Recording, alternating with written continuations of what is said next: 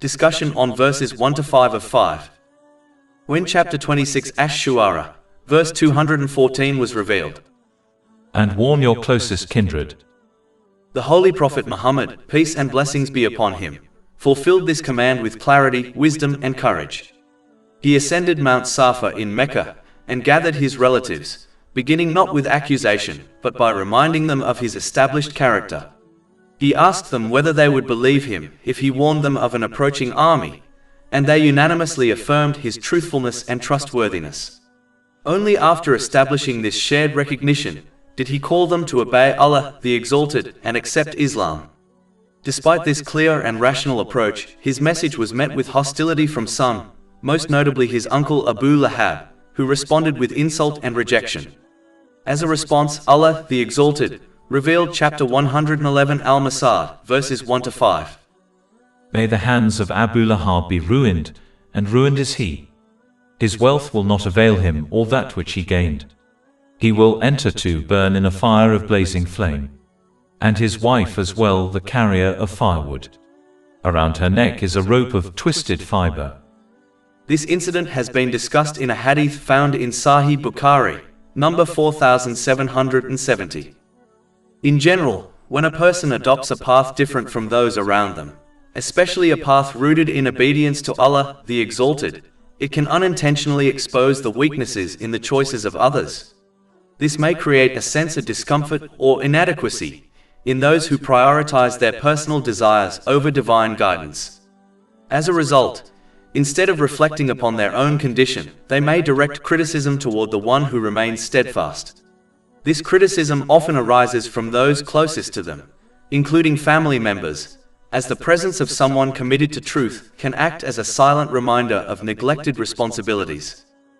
In addition, wider societal influences such as social media, fashion trends, and cultural expectations place increasing pressure on those who strive to uphold Islamic values. In many cases, the promotion of Islam is perceived as a barrier to ambitions centered on wealth, status, and unrestricted freedom. Certain industries and social structures, particularly those that rely on encouraging excess and desire, often resist the incorporation of Islamic principles. As a result, they discourage individuals from practicing their faith and contribute to the spread of negative portrayals of Islam across various platforms. Furthermore, those who adhere to Islamic teachings, which promote moderation, discipline, and responsible use of blessings, are often criticized by individuals who embrace excess and unrestrained behavior. Such individuals may attempt to dissuade others from practicing Islam, encouraging a lifestyle driven by impulse and desire. They frequently focus their criticism on visible aspects of Islam, such as the dress code for women, in an effort to undermine its credibility.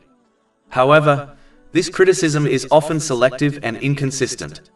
While they question Islamic guidelines, they rarely apply the same scrutiny to dress codes and regulations found in professions such as law enforcement, the military, healthcare, education, and corporate environments. This inconsistency reveals that the issue is not with the concept of guidelines themselves, but with the discipline and restraint that Islam promotes. In reality, it is the strength of Islamic principles and the disciplined conduct of those who follow them that provokes such reactions. The call towards self-restraint, accountability, and purposeful living challenges a culture that often prioritizes immediate gratification. This tension explains why opposition frequently arises, not from a place of genuine inquiry, but from discomfort with the moral boundaries that Islam establishes. In every situation, a person must remain firmly committed to the sincere obedience of Allah, the Exalted. This commitment provides protection from negative influences, even if that protection is not immediately visible. By maintaining loyalty to Allah, the Exalted, a person is guided to use their blessings correctly, placing everything and everyone in their proper position. This leads to a balanced mental and physical state, clarity in decision-making, and consistent preparation for accountability on the Day of Judgment. Through this, a person attains tranquility and stability in both this world and the hereafter, as their life is guided by purpose and discipline rather than confusion and impulse. In contrast, when a person prioritizes the approval of others over obedience to Allah, the Exalted, they inevitably begin to misuse the blessings they have been granted. This misplaced priority distorts their purpose, as their actions are no longer guided by truth and accountability, but by fluctuating expectations and desires of people. As a result, they lose the ability to maintain a balanced mental and physical state, and gradually everything within their life falls out of its proper place. When this imbalance takes hold, the very blessings that were meant to bring benefit, such as family, friends, career, and wealth, begin to feel like burdens. Instead of serving as sources of support and stability, they become causes of stress and frustration. This occurs because these blessings are no longer being managed according to divine guidance, but are instead influenced by personal desires and external pressures. If a person continues on this path, they often begin to misidentify the source of their distress. Rather than recognizing that the root cause lies in their own disobedience and misuse of blessings, they may blame others around them, including those who are actually a source of good in their lives, such as a spouse or close family members. Acting on this misunderstanding, they may distance themselves from these beneficial relationships, believing it will bring relief. In reality, this only deepens their isolation and increases their internal struggle. Over time, this pattern can lead to serious consequences. As the imbalance intensifies, a person may experience growing emotional instability, leading to anxiety, dissatisfaction, and a sense of emptiness.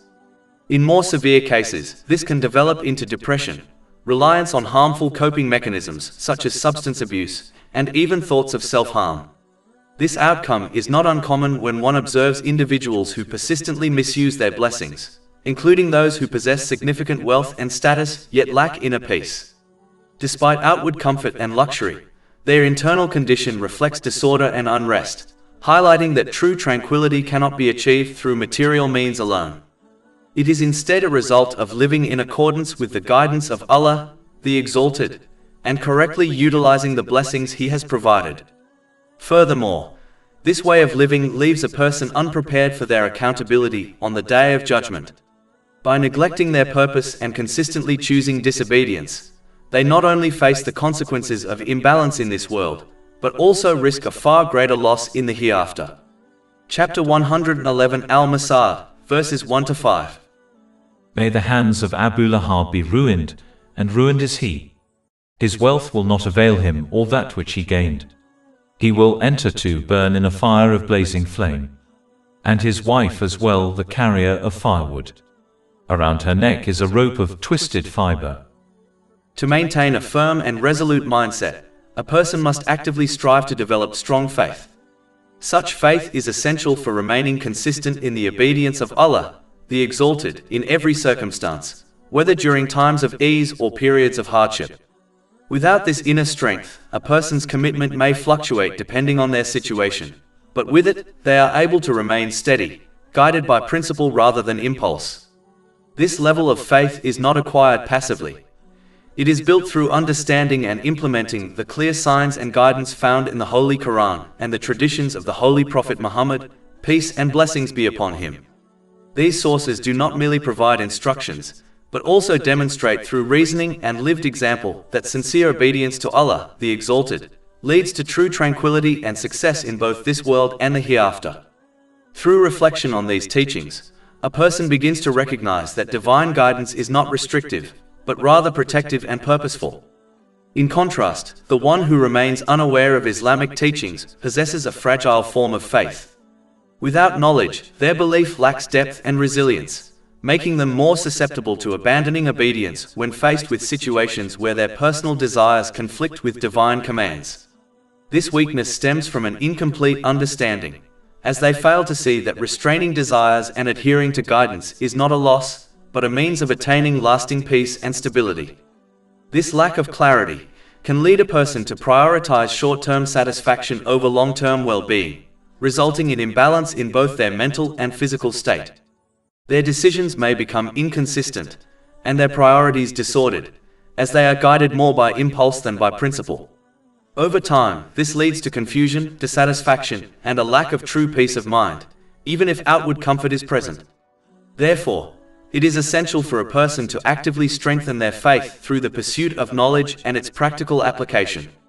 Learning alone is not sufficient. It must be accompanied by action, as it is through implementation that understanding becomes firmly rooted. By consistently aligning their behavior with Islamic teachings, a person ensures that the blessings they have been granted are used correctly.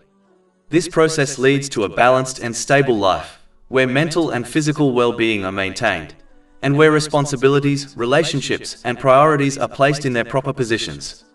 Through this alignment, a person not only prepares effectively for their accountability on the Day of Judgment, but also achieves a state of inner tranquility and clarity that benefits them in every aspect of life.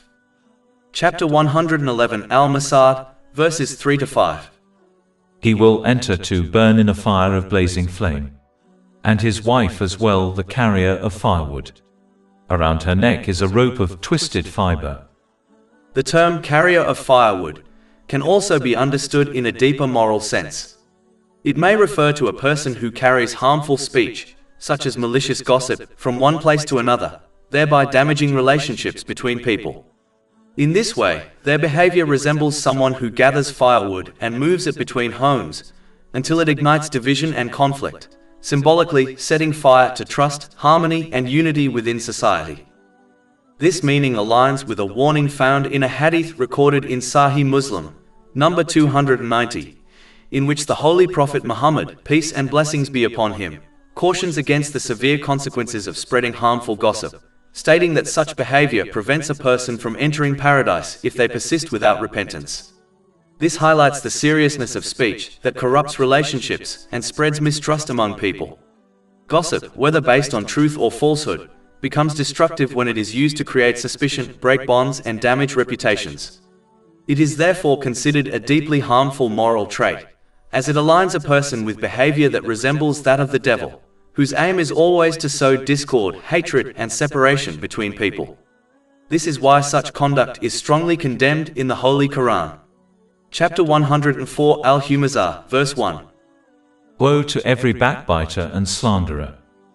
This verse emphasizes the spiritual danger of engaging in such behavior, as it not only harms others but also corrupts the character of the one who engages in it. A person who consistently spreads harm through speech cannot reasonably expect stability, blessing, or ease in their own life, as their actions disrupt social harmony and invite consequences for themselves as well as others. At the same time, it is important to recognize that not all transmission of information is blameworthy. In cases where there is genuine danger or harm, conveying information responsibly to protect others is permissible.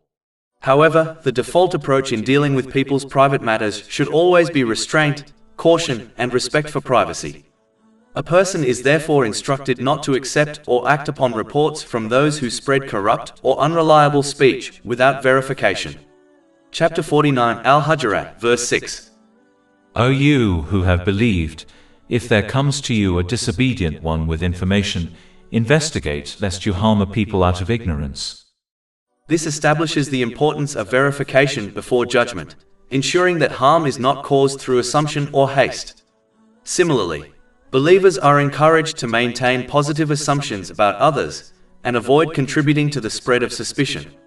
Chapter 24 An-Nur, verse 12. Why, when you heard it, did not the believing men and believing women think good of themselves, i.e., one another, and say, this is an obvious falsehood? It becomes clear that a person should neither participate in spreading harmful speech, nor engage in investigating private matters driven by suspicion. Instead, they should avoid involving themselves in such conversations altogether, as repeating harmful speech only contributes to its spread and makes a person part of the chain of harm. At the same time, individuals are encouraged to advise those who engage in such behavior to stop and sincerely repent, while maintaining personal restraint and avoiding unnecessary hostility. A balanced approach is required, one that rejects harmful behavior without becoming drawn into it. It is also important to avoid harboring resentment based on unverified information. Chapter 49 Al-Hujurat, verse 12. O you who have believed, avoid much negative assumption. Indeed, some assumption is sin.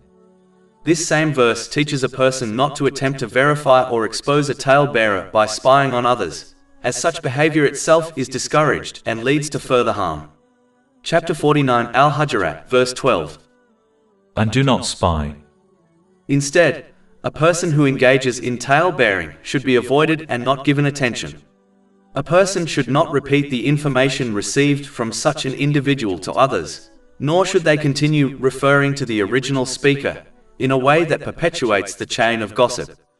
In doing so, they would risk becoming a participant in the same harmful behavior, even if they were not the originator. People are therefore encouraged to distance themselves from both gossip and those who habitually spread it, as such individuals cannot be considered reliable companions unless they sincerely repent and change their conduct. A key principle to remember is that a person who regularly speaks ill of others in one setting is likely to do the same in other settings, which makes reliance upon their speech unsafe and socially damaging. It is also important to recognize the seriousness of the harm caused by such behavior. Wronging others through slander or false speech carries consequences that extend beyond this world. A hadith recorded in Sahih Muslim, number 6579, explains that on the Day of Judgment, unresolved grievances between people will be settled with justice, where the wrongdoer may be required to compensate those they harmed by giving away their good deeds. If their good deeds are exhausted, they may instead bear the burdens of those they wronged. This highlights the severity of harming others through speech and reputation. In addition, repeated engagement in spreading gossip can have long-term consequences. Harmful speech, once released, often spreads widely and may continue circulating through communities and even digital platforms long after it was first spoken. A hadith found in Jami at Tirmidhi, number 2674, indicates that a person may continue to carry responsibility for actions that continue to influence others even after their death, as long as the effects of those actions persist. This shows that initiating harmful speech can result in ongoing accountability for as long as it continues to cause harm. For this reason, a person must take great care to avoid any involvement in gossip, slander, or unnecessary discussion of others' faults. The safest approach is to remain silent, unless there is a clear and beneficial reason to speak. If speech is necessary, it should be directed towards what is constructive, truthful, and beneficial. Ultimately, a person should speak about others only in a manner that is positive and responsible. If such speech is not possible, then remaining silent is the better and safer course, as it protects both personal integrity and the well-being of others. To conclude, a person is encouraged to wholeheartedly accept and consistently implement the teachings of Islam for their own benefit, even when this requires setting aside personal desires or immediate inclinations. Their attitude should be comparable to that of a reflective and trusting patient, who places full confidence in the judgment of a skilled physician. Such a patient recognizes that a prescribed treatment may be bitter, demanding, or restrictive, yet still accepts it because it ultimately leads to healing and long-term well-being. In the same way, divine guidance may at times conflict with personal habits or preferences, but it is always oriented toward a person's true welfare. Just as disciplined adherence to medical instruction restores physical health and stabilizes mental well-being, following divine guidance brings clarity of thought, emotional equilibrium, and inner tranquility.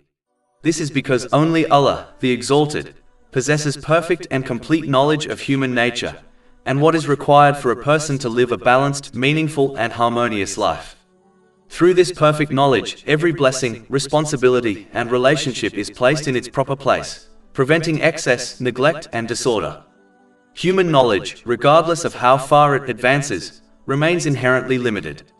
Even with significant progress in fields such as psychology, biology, and the study of human behavior, people are still unable to resolve every difficulty or eliminate all forms of emotional distress, instability, or hardship. Human judgment is shaped by limited experience, incomplete understanding, and personal bias. For this reason, human systems may offer partial benefit, but they cannot provide complete guidance for every situation or guarantee lasting inner harmony. In contrast, Allah, the Exalted, possesses absolute and unrestricted knowledge, and He has conveyed through the Holy Quran and the teachings of the Holy Prophet Muhammad, peace and blessings be upon him, everything necessary for a person to live a purposeful and balanced life. The distinction between those who follow divine guidance and those who turn away from it is often reflected in their conduct and in the outcomes of their choices. Those who align their lives with Islamic teachings tend to exhibit greater emotional stability, clearer judgment, and a more organized approach to life, even during times of difficulty. In contrast, those who disregard these principles frequently experience confusion, inner conflict, and a lack of direction, even when outwardly surrounded by comfort or success. This contrast shows that true order and stability are not merely external conditions, but arise from how a person aligns their inner and outer life with divine instruction. Although a patient may not fully understand the reasoning behind a medical prescription, they still trust the expertise of the physician. However, Allah, the Exalted, does not require blind obedience without reflection. Rather, He encourages people to reflect, reason, and observe the signs within themselves and throughout the world. Faith is therefore grounded in understanding, sincerity, and insight, not unexamined imitation. Chapter 12 Yusuf, verse 108. Say, this is my way, I invite to Allah with insight, I and those who follow me.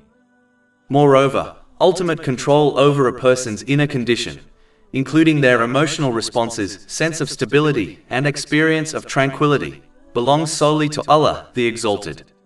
Chapter 53 and Najm, verse 43. And that it is He who makes one laugh and weep.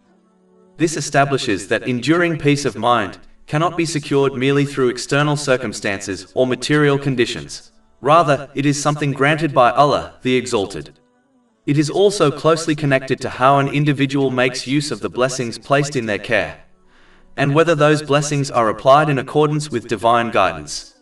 Those who align themselves with this guidance generally find greater steadiness, purpose, and emotional composure, while those who neglect or misuse what they have been given often experience confusion, distress, and inner dissatisfaction.